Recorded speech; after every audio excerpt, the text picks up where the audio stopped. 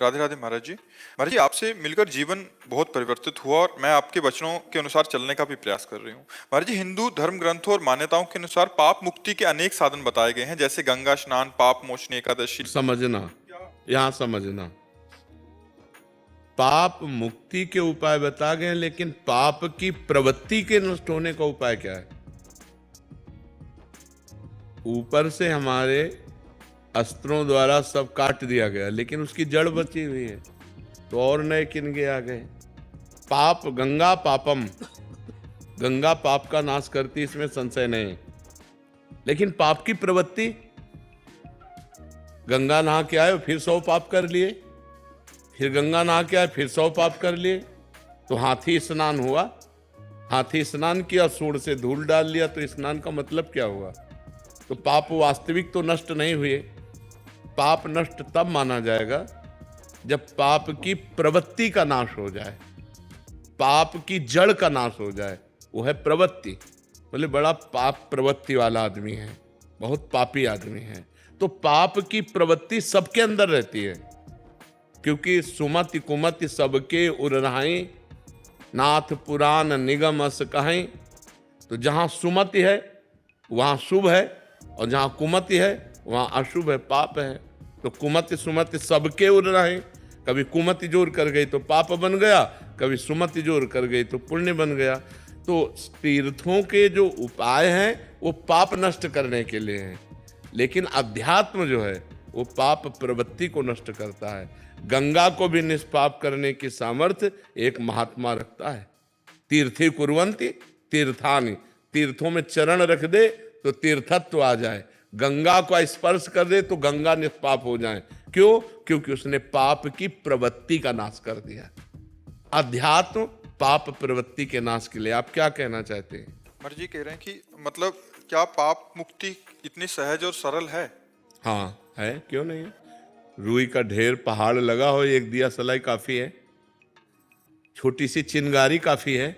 आप कहोगे पहाड़ है और चिंगारी, तो लगा के देखो, एक चिंगारी डाल दो, रुई का पहाड़ भस्म हो जाएगा। पाप रुई जैसा है। पाप है क्या? भ्रम। पाप है क्या? असत। पाप है क्या? स्वाप्निक। कोई सत्य सच्चिदानंद है क्या? भूल ही तो पाप है। एक सेकंड में अनंत पापों का नाश हो जाएगा। राम कहो, कृष्ण कहो, हरि कहो, राधा कहो, अंतिम श्वास आ जाए यही राधा राधा कहते हुए, अनंत जन्मों के पाप नष्ट होकर भगवत प्राप्ति हो जाएगी। अजामिल ने पुत्र के बहाने से नारायण पुकारा तो भगवत पार्षद आ गए और उसको परम पद की प्राप्ति हुई।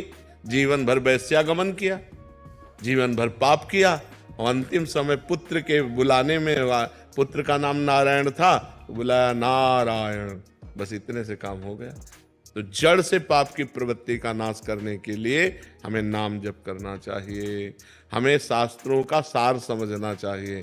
भगवद स्मृति, भगवद स्मृति का तार, राम राम राम, राधा राधा राधा राधा, कृष्ण कृष्ण कृष्ण। जो नाम प्रिय हो निरंतर उसको चलाओ, निष्पाप होकर इस लोक में परलोक में सब आनंद ही आनंद रहेगा। नाम जपत मंगल दिशि दशहु, दसों दिशाएं मंगलमयी होंगी। इस कलिकाल में और कोई साधन नहीं है, सच्ची मान लीजिए, एक ही साधन है, हरिर नामयु हरिर नामयु हरिर नामयु केवलम, कलौ नास्तेव नास्तेव नास्तेव गति अन्यथा।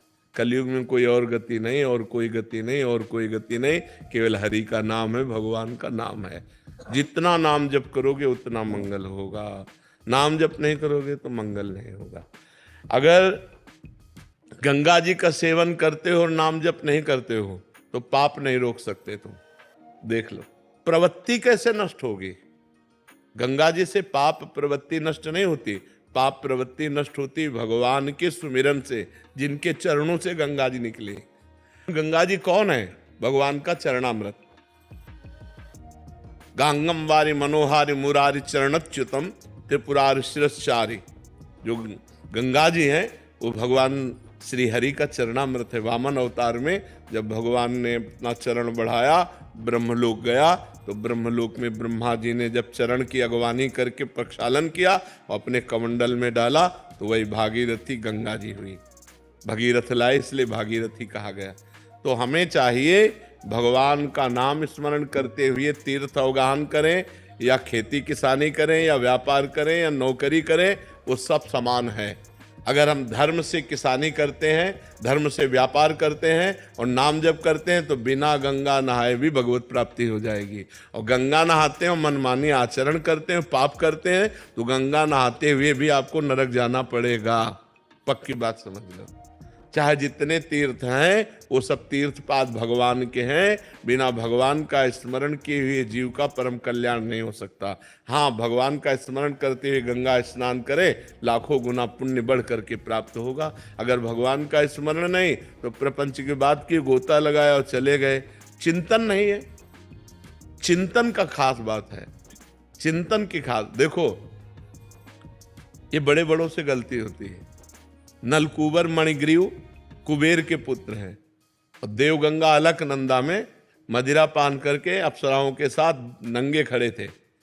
तभी देवर्षि नारद जी ने जब देखा तो बहुत गुस्सा आई और कहा, तुम कुबेर के पुत्र होकर इस तरह अभद्र व्यवहार करते हो, वृक्ष की तरह ऐसे खड़े, जाओ मैं तुम्हें शाप देता हूं, वृक्ष हो जाओ, वृक्ष योनि को प्राप्त हो। तो जब वो चरणों में गिरे तो उनका वृक्ष तो बनो पर नंदालय के बनो। तो वही यमलार्जुन के रूप में ब्रज में हमारे प्रकट हुए आकर के। तो जब भगवान श्री कृष्ण को ओखली बंधन लीला हुई तो वही ओखली घसीट कर दोनों वृक्षों के बीच में लगा के उखाड़ करके उनका उद्धार कर दिया। तो अगर भजन नहीं है तो कुबेर के पुत्र हैं, देवताओं में श्रेष्ठ कुबेर जी हैं, उनके पुत्र हैं, लेकिन कितना गलत काम कर रहे हैं। धनाध्यक्ष कुबेर के पुत्र होते हुए भी गंगा जी में नंगे खड़े होकर शराब पीकर अप्सराओं के साथ उद्दंडता। तभी तो देवर्षि नारद जी ने शाप दिया था। तो आप समझो कि अगर आप गंगा जी का सेवन करते हो तो आपके आचरण भी पवित्र होने चाहिए। एक गंगा जी की महिमा सुनी कि गंगा स्नान करने से 100 यज्ञों का फल मिलता है। तो वैश्यागमन करने लगे। तो जब उनसे कोई बात करता तो कहते 100 यज्ञों का फल मिलता है, रोज गंगा नहाता हूं, 1-2 यज्ञ का चला जाएगा वैश्यागमन से, लेकिन हमारे पास बहुत पुण्य है। तो गंगा जी एक दिन उसको ज्ञान देने के लिए बालिका के रूप में एक सफेद कपड़ा लेकर बार बार गंगा जल में डुबोती और फिर ऐसे बालों में गंदा कर देती, फिर गंगा जल में डुबोती। और वो स्नान करने के लिए गए तो उन्होंने देखा और कहा, ए लड़की, जब तुझे गंदा करना है तो साफ क्यों करती है, और जो साफ करना है तो गंदा क्यों करती है। उस समय कपड़ा गंदा ही था। तो उनका, देख तेरी दुर्दशा यही है, जब तू वैश्यागमन करता है तो गंगा स्नान क्यों करता है, जब गंगा स्नान करता है तो वैश्यागमन क्यों, तेरी दुर्गति होगी। जैसे कपड़ा इस समय गंदा ही है ऐसे तेरी दुर्गति होगी, तू नरक को प्राप्त होगा। ये मत सोच कि तू ये गंगा स्नान का फल प्राप्त करेगा, 100 यज्ञ कर्ता का फल, और 1-2 यज्ञ का फल चला जाए, तू नरक जाएगा, क्योंकि तू पाप कर रहा है। तो गंगा स्नान का मतलब है आपकी बुद्धि शुद्ध हो, आपकी पाप प्रवृत्ति नष्ट हो, आपका भगवत स्मरण बने, आपके गलत आचरण रुके, तभी इन तीर्थों के अवगाहन का फल है। ये लोग तीर्थों में जाते हैं, तीर्थों का आनंद लेने थोड़ी जाते हैं, मनोरंजन करने जाते हैं। तीर्थ कैसे जाया जाता है, उपवास करके रहा जाता है 1-2 दिन, बहुत नम्र दैन्य, नाम जप, पवित्र। अब यहाँ होटल बुक करवा के धामों में और वे विचार करते हैं, मदिरा पीते हैं, मनमानी आते, तो ये तीर्थ अवगाहन थोड़ी हुआ। ये तो घोर पाप हो गया जो घोर नरकों में ले जाने वाला है। आजकल हरिद्वार, काशी, वृंदावन लोग भाव से तो 2-4 आते होंगे, नहीं तो मनोरंजन करने आते हैं और गंगा किनारे बैठ करके अपनी मनमानी आचरण करते हैं, खान पान में विचार नाना प्रकार। तो इससे क्या होगा, और पाप दृढ़ हो गया, घोर दुर्गति होगी।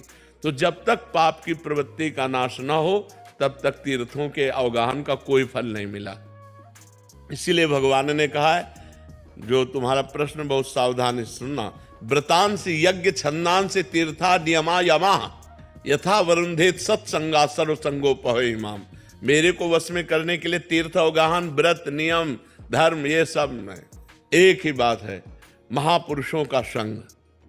क्योंकि संत संग से प्रवृत्ति जो हमारी गलत है वो त्याग हो जाती है, पाप की प्रवृत्ति का नाश। अब आप एकादशी रहते हो, मनमानी आचरण करते हैं तो आपकी दुर्गति होगी। आप तीर्थयाटन करते हैं, आप गृहस्थ धर्म का पालन करते हैं, आप और भी सब, लेकिन मनमानी आचरण करते हैं, पाप करते हैं तो आपकी दुर्गति होगी। तो सत्संग के द्वारा बुद्धि का भगवान में लग जाना, इससे बड़ा कोई का फल नहीं है। भगवान शंकर जी कहते हैं, उमा संत समागम सम न लाभ कछुआन। क्यों? क्योंकि उससे हमारी बुद्धि का परिवर्तन होता है। हजारों लोग ऐसे हैं जो आकर के बताते हैं कि मुझे 1 साल हो गया, 2 साल हो गया, सब गंदे आचरण छोड़ दिए और नाम जप करता हूं, आज आपके दर्शन हुए।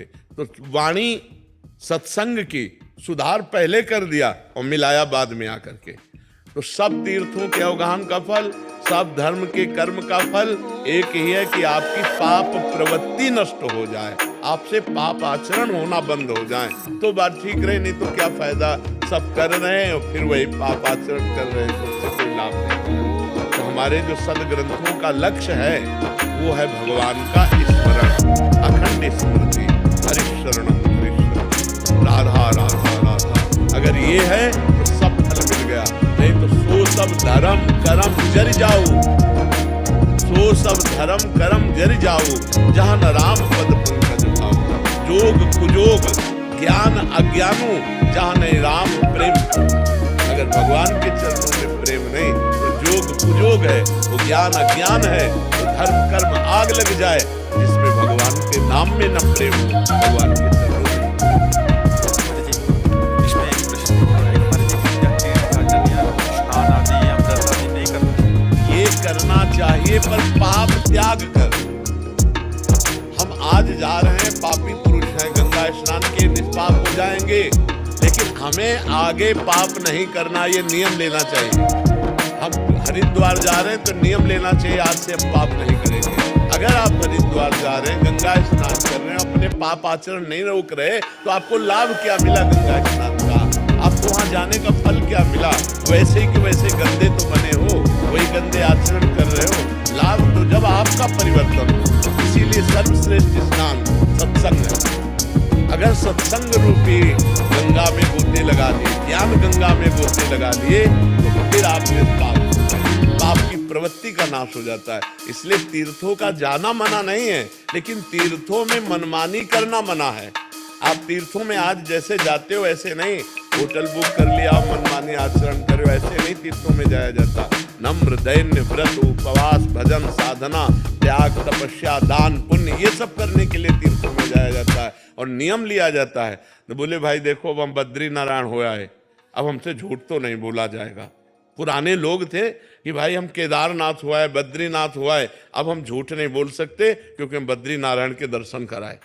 लोग पहले नियम, देखो हम गंगा नहा के आ रहे हैं, हम झूठ नहीं बोल सकते, हम पाप नहीं कर सकते अब क्योंकि हमने गंगा स्नान कर लिया। ये है तीर्थों के फल का, अवगाहन का फल है हमारे आचरण सुधर जाए, हमारा चिंतन सुधर जाए। नहीं तो फायदा क्या हुआ, हमें बताओ, फायदा क्या हुआ? आप गंगा नहा के आए फिर वही पाप कर रहे हैं, तो फायदा क्या हुआ? गंगा स्नान का लाभ क्या मिला? गंगा स्नान का मतलब क्या हुआ?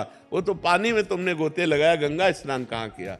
अगर गंगा स्नान किए होते तो तुम्हारी भावना बदल जाती कि मैं गंगा जी का सेवन करके आ रहा हूँ, आज के बाद कोई पाप नहीं करूँगा, आज के बाद कोई गंदी बात नहीं करूँगा।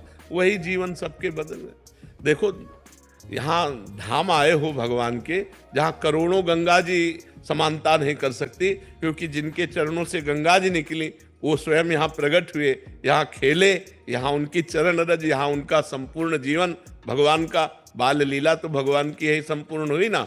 भगवान का वृंदावन धाम है, यहाँ आकर कितना लाभ लोग लेते हैं। बिहारी जी तो ऐसे कर गए, उनके चिंतन में चल रहा है ये खाए वो खाए वो खाए, धाम का आनंद ले रहे हैं क्या? कि यमुना किनारे बैठ करके 1 घंटा नाम कीर्तन किया, बिहारी जी के लिए रो रहे हैं, बिहारी जी का नाम जप कर रहे हैं। एक दिन आकर उपवास किया, पूरे धाम की परिक्रमा की लोटे रज में और खूब भगवान का नाम जप कर, ये सब लाभ है। ये कहाँ लाभ ले रहे हैं? और पहले यहाँ लोग आते थे तो कपड़े उतार करके ऊपर के और फिर लौटते थे रज में, क्योंकि हमारे शरीर में ब्रजरज लगे, हमारा जीवन पावन हो। यहाँ का क्या चरित्र है, ये भगवान का परम पावन धाम। तो कितने लाभ ले जाते हैं, नुकसान ज्यादा कर जाते हैं। अब मसाला खाए चल रहे हैं, परिक्रमा मार्ग में थूक दिया, अब कोई भजनानंदी महात्मा जा रहा है, भजन करते उसका पैर पड़ा, तुम्हारे सारे पुण्य नष्ट हो गए। आप चाट पकौड़ी खाए, दोना फेंक दिए, कोई भजनानंदी वैष्णव और उसका जूठा तुम्हारा दोना उसके पैर में लगा, तुम्हारे पुण्य नष्ट हो गए। अब ये कौन जानता है?